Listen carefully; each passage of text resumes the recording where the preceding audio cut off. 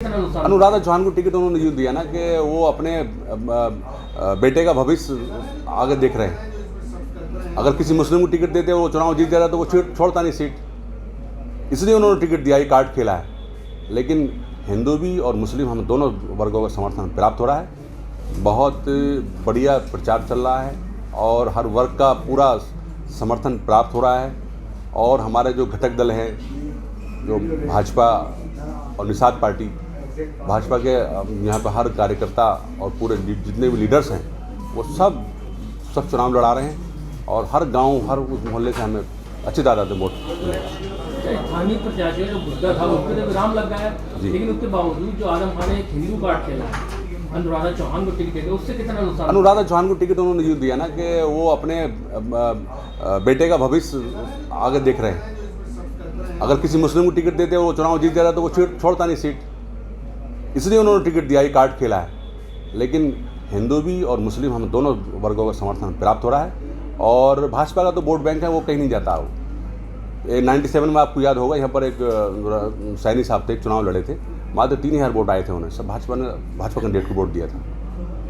तो मैं समझता हूँ जनता का बहुत भरपूर प्यार मिल रहा है और उनके सहारे इंशाल्लाह जनता के सहारे चुनाव जीतेंगे 100%। भाजपा का कितना मुस्लिम वोट है जो आपको जी? भारतीय जनता पार्टी को मुस्लिम समाज वोट कितनी तादाद में देगा? अच्छी तादाद में देगा। देना भी चाहिए, उसकी वजह है भाजपा को आज तक मुस्लिमों ने वोट दिया नहीं था ना। अब भाजपा ने आगे हाथ बढ़ाया है, हमें उम्मीदवार बनाया है, हम पे भरोसा किया है, तो मुसलमान का फर्ज बनता है कि वोट दें और दे रहा है इंशाल्लाह। अच्छी तादाद में अच्छा जो है उनका वो आ रहे हैं, इसमें सारा वोट मिलेगा। चेयरमैनी रहते हुए आपने विकास तो काफ़ी करा है, लेकिन बेरोजगारी को लेकर के किस तरह से जीतने के बाद कदम उठाया गया? मैं बता रहा हूँ 65-70 साल में यहाँ पर कोई भी फैक्ट्री का कोई निर्माण नहीं हुआ, कोई इंडस्ट्री यहाँ नहीं लगी है। अगर लोकल का बंदा होता तो वो यहाँ पर कोई फैक्ट्री का निर्माण कराता जिससे 1000-2000 लोगों को रोजगार मिलता। लेकिन यहाँ पर बिल्कुल बहुत ही बेरोजगार की दशा है, बहुत दशा खराब है। और भी तमाम काम हैं जो पेंडिंग है, वो काम होंगे। रोडवेज बस अड्डा नहीं है हमारे स्वार में, और शिक्षा का जो है वो अभाव है। शिक्षा का में भी बहुत, इसमें एजुकेशन में भी बड़ा प्रॉब्लम है। बहुत से काम हैं और लाइट की समस्या है होती है, उस पर विचार किया जाएगा इंशाल्लाह चुनाव जीतने के बाद।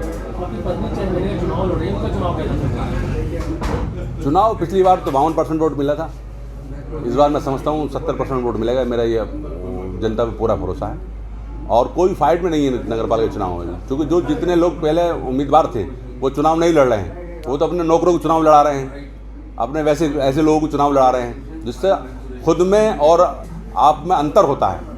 तो इसलिए मेरी वाइफ चुनाव लड़ रही हैं, मैंने किसी दूसरे चुनाव नहीं लड़ाया है। इसलिए चुनाव 100% चुनाव जीतेंगे, हर वर्ग का चुनाव जीतेंगे, वोट मिल रहे हैं। और हमने जब जो काम किए हैं निष्पक्ष रूप से काम किए हैं। अगर मुस्लिमों के लिए हमने ईदगाह काम करवाया है तो हिंदू समाज के लिए हमने शमशान स्थल बनवाए हैं, रामलीला मंच बनवाई है, मंदिरों में हमने काम कराए हैं। यहाँ भी एक ही ईसाई परिवार रहता है, उसके भी हमने जो है बाउंड्री का निर्माण कराया है। हमने सर्व समाज का काम कराया है, इसलिए हमें जनता यहाँ पसंद करती है और मैं समझता हूँ 70% से अधिक वोट मिलेंगे और वो भी चुनाव जीतेंगे। आपसे सवाल मेरा ये है, आपकी हर जनसभा में, हर नुक्कड़ सभा में एक नारा लगता है, तीसरी बार 12,000 के बाद, वो क्या नारा है? 12,000 के बाद ये था कि पिछली बार 10,000 वोट मिले थे, तो जनता ने खुद ही अपना आकलन, हमारे जो हमदर्द हैं उन लोगों ने आकलन कर दिया कि 12,000 मिलेंगे। तो मैं समझता हूँ 12,000 से पार ही होंगे, उम्मीद यही है स्वार नगर से भी।